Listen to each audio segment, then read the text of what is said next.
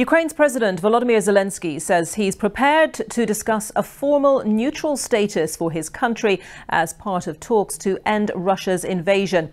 But he insisted any proposal would need to be put to the Ukrainian people in a referendum and the outcome guaranteed by third parties. Meanwhile, the White House has clarified President Biden's comments, saying he was not calling for regime change in Moscow when the president said Vladimir Putin cannot remain in power. In the western city of Lviv, from their relative safety near the Polish border, they're now in a daily cycle of firefighting as the war reaches their doorstep. The next round of peace talks are due to start today in Istanbul. And speaking to independent Russian journalists, Ukrainian President Volodymyr Zelensky said that he would be willing to discuss adopting a point of neutral status, a major bone of contention for Russia.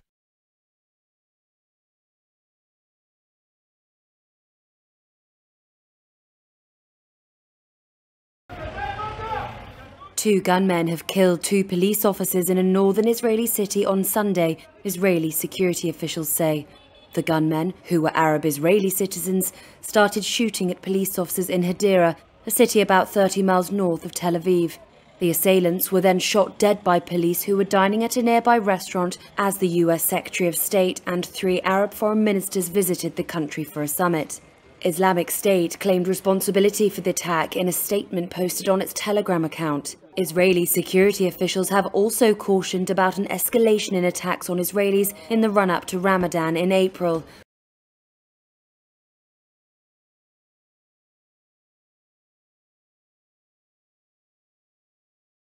This is the first time these flags have waved together in Israel. The foreign ministers of Morocco, Egypt, the United Arab Emirates, Bahrain, the US and Israel have come together in the Negev desert in southern Israel. This is an unusual place for a diplomatic meeting. Israeli officials say they want to create an informal environment for the officials to develop personal relationships. Ahead of those meetings, US Secretary of State Antony Blinken met with Israeli Foreign Minister Yair Lapid and Prime Minister Naftali Bennett in West Jerusalem. They discussed the possibility of a renewed Iran nuclear deal, which Israel and the Gulf countries strongly oppose.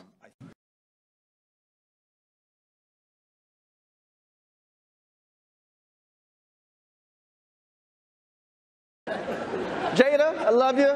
G.I. Jane 2, can't wait to see it. All right?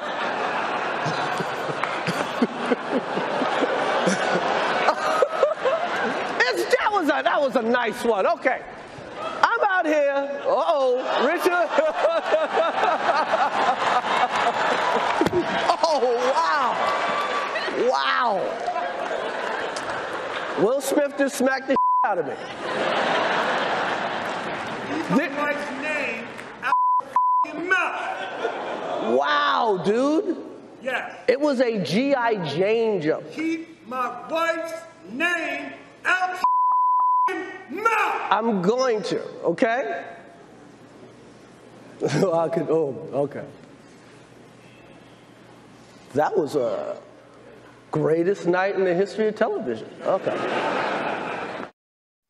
The drama did not end there. Less than an hour after that all unfolded, Will Smith won the Oscar for Best Actor for his role playing the father of tennis stars Serena and Venus Williams. The actor broke down in the speech, apologising to the Academy for his actions, claiming love made him do crazy things in reference to his assault of Chris Rock.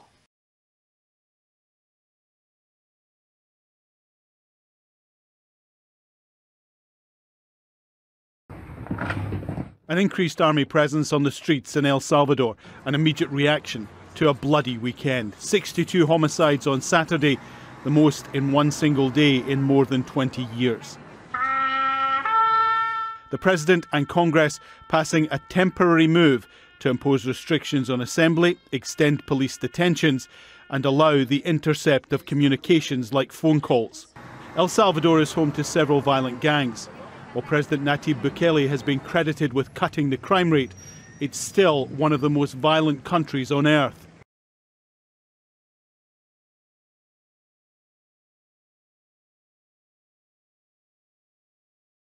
Now, it's a crucial day for Pakistan Prime Minister Imran Khan's political career. The embattled premier is facing a no-confidence vote in the Pakistan Parliament. The motion is expected to be tabled today in the country's National Assembly.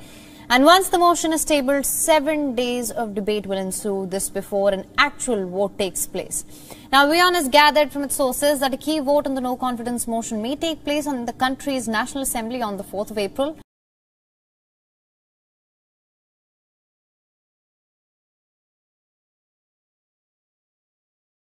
截至3月27日12点，现场共搜寻到飞机残骸及碎片累计33777件，并通过走访寻找目击证人，在事发地以北8公里左右找到新的事故有关。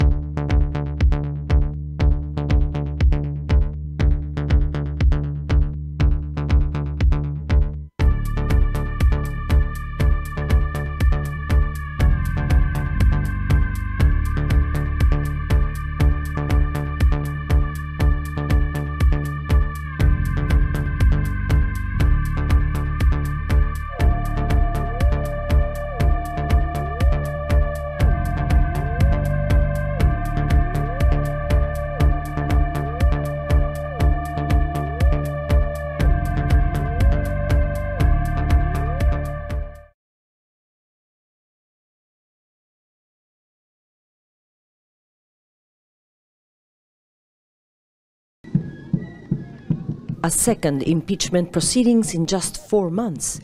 President Pedro Castillo says he will go to Congress with his lawyer on Monday to face what he says is a conspiracy by political foes, but he's confident. Members of the opposition say the president is morally unfit to lead the country, adding Castillo lies to prosecutors investigating him on corruption allegations.